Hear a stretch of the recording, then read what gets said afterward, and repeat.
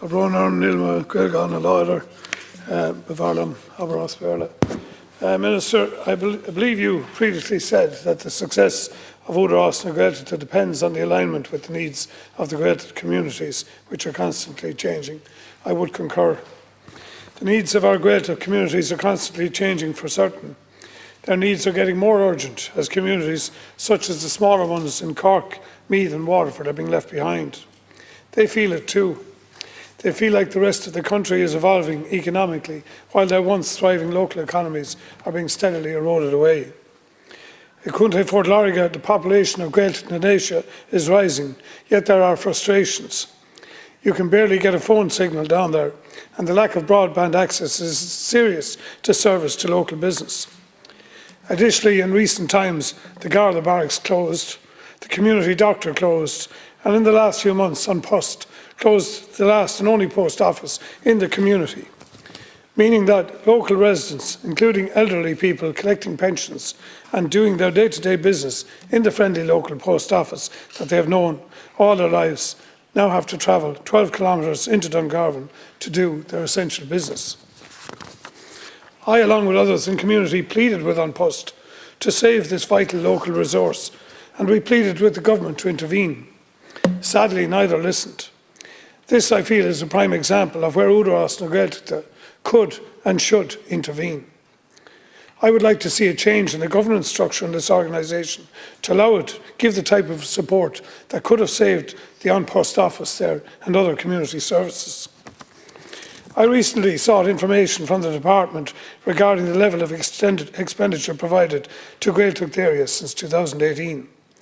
The answers I received were deeply disappointing and shocking in relation to the Waterford Gaeltacht, but they go some way to explaining why Gaeltacht and Asia is seeing the loss of so many of its vital services. The PQ responses I got showed me that Gaeltacht Nunagaul has received a total capital expenditure of 1,103,000 between 2018 and the beginning of 2024. Gaeltacht VIO has received a total of 682,514. Gaeltacht Nagalva has received a total of 1,588,000. Gaeltacht Kiree has received a total of 281,000, while Gaeltacht Corky has received 31,214. Port Lariga received a total capital expenditure of just €6,955.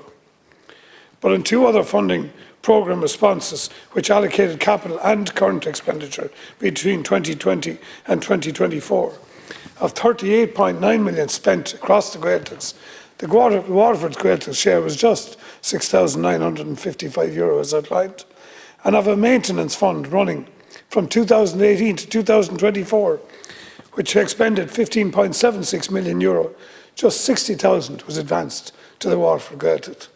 Now, Minister, this morning I heard you saying during the QPL slot with the Taoiseach, you said to me to stop talking down my county. Well, I can tell you I have no need to talk down my county because the supporting evidence is here that government does it quite aptly. Pardon? I'm going back to this morning's debate and I'm just pointing out this is 6 years of capital expenditure, Minister.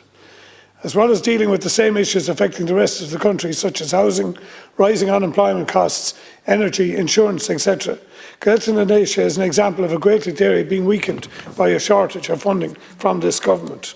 And in particular, this relates to housing. And I think, as you know, Minister, Údarás own a significant development site in An Ryan, and they've been talking about planning it now and developing it for nearly 15 years. And I would ask you to give that special attention. I welcome the appointment of the new Board of Údarás and Gaeltacht and would remind them that if they want to fulfil their remit of protecting Irish language areas by funding and fostering enterprise development and job creation initiatives, they will first need to address the areas being left behind.